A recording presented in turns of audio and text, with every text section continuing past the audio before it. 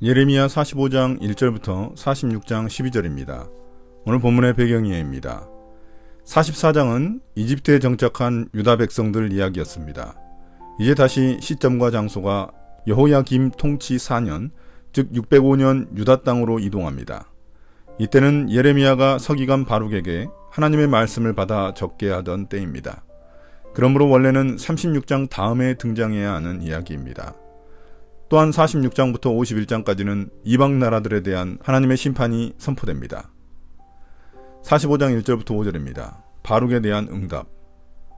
요시야의 아들 여호야김이 유다 왕이 되어 다스린 지 4년째가 되던 해에 예언자 예레미야는 네리야의 아들 바룩에게 주님께서 하신 말씀을 불러주어 책에 받아쓰게 하였다. 그때 예언자 예레미야가 바룩에게 말하였다. 주 이스라엘의 하나님께서 그대 바룩에게 전하라고 하시면서 나에게 이런 말씀을 하셨소. 주님께서는 그대가 언젠가 주님께서 나의 고통에 슬픔을 더하셨으니 나는 이제 꼼짝없이 죽게 되었구나. 나는 탄식으로 기진하였고 마음 평안할 일이 없다 라고 말한 것을 기억하고 계시오. 주님께서는 나더러 그대 바룩에게 전하라고 하시면서 이렇게 말씀하셨소. 나 주가 말한다. 나는 내가 세운 것을 헐기도 하고 내가 심은 것을 뽑기도 한다. 온 세상을 내가 이렇게 다스리거늘 네가 이제 큰 일을 찾고 있느냐. 그만두어라. 이제 내가 모든 사람에게 재앙을 내릴 터인데 너만은 내가 보호하여 네가 어디로 가든지 너의 목숨만은 건져주겠다. 나 주의 말이다. 여호야김 통치 4년은 예레미야를 통해 바룩이 기록한 하나님의 말씀 두루마리를 여호야김 왕이 불에 태워버린 때입니다. 그때는 고통과 슬픔에 가득 찬 바룩의 탄식을 들으시고 하나님은 예레미야를 통해 말씀하십니다. 바룩은 하나님의 사명을 감당하는 과정에서 예레미야처럼 큰 고통을 경험합니다. 하나님이 자신의 동족인 유다 백성들을 심판하신다는 말씀을 두루마리에 계속 써내려가는 일은 그에게도 고통이었을 것입니다. 그러나 하나님은 세우고 헐고 심고 뽑으시는 모든 일의 주관자임을 밝히십니다. 모든 것이 하나님의 계획 가운데 있으며 하나님은 모든 일을 자유롭게 행하실 수 있다는 의미입니다.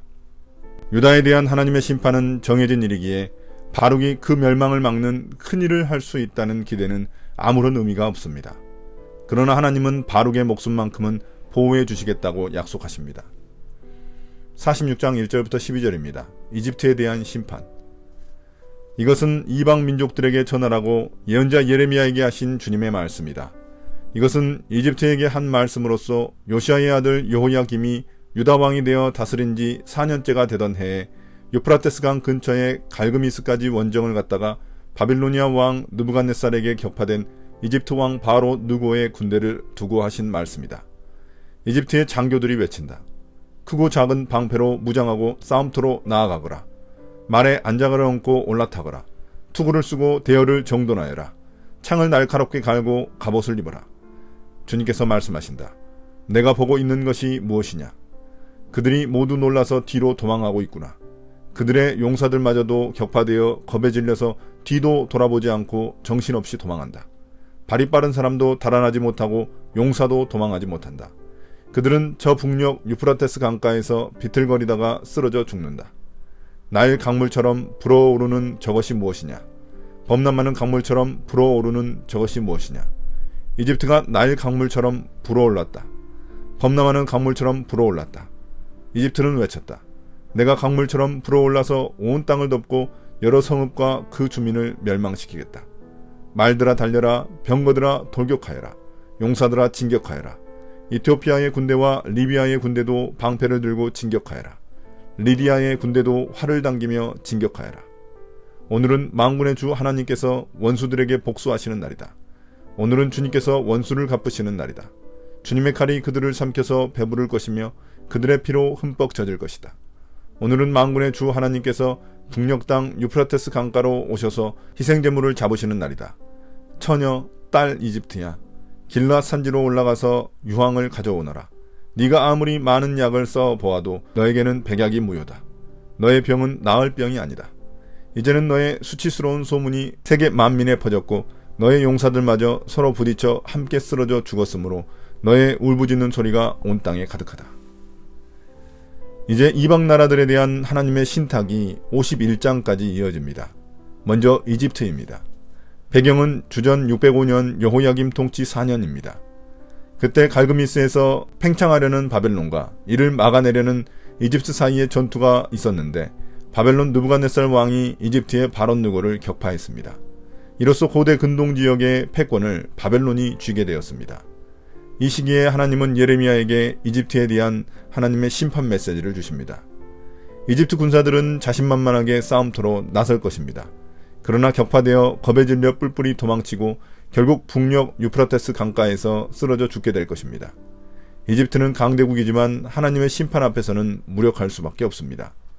이제 7절에서 이집트에 밀려드는 군사들이 나일강이 범람하는 이미지로 표현되고 있습니다. 이는 이집트의 교만을 상징합니다.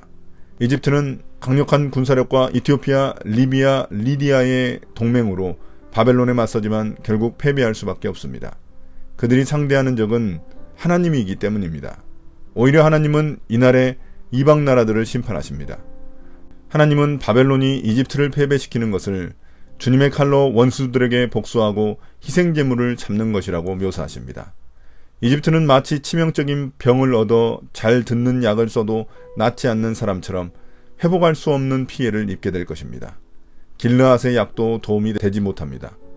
이집트의 교만은 수치로 변하고 병사들은 서로 뒤엉켜 함께 쓰러져 울부짖으며 죽고 말 것입니다. 하나님의 심판을 이집트는 그 어떤 것으로도 막을 수 없을 것입니다. 오늘 묵상입니다. 바룩이 하나님 말씀의 중재자일지라도 유다를 심판하시려는 하나님의 계획을 막을 수 없습니다. 아무리 강력한 이집트라도 하나님의 계획을 방해할 수도 없습니다. 그것은 하나님의 주권입니다. 하나님의 주권 앞에 우리의 오만방자한 힘과 지혜는 아무 소용이 없습니다. 이러한 하나님의 주권과 계획을 인정하고 그분의 뜻을 신뢰하며 살아가는 게 가장 안전한 길입니다. 때로는 살면서 내가 드리는 기도가 너무나 정당해도 이루어지지 않을 때가 있습니다. 그러나 그것조차도 하나님의 주권임을 인정해야 합니다. 그것을 인정하고 겸손히 주님의 뜻에 신뢰하는 게 내가 해야 할 일입니다.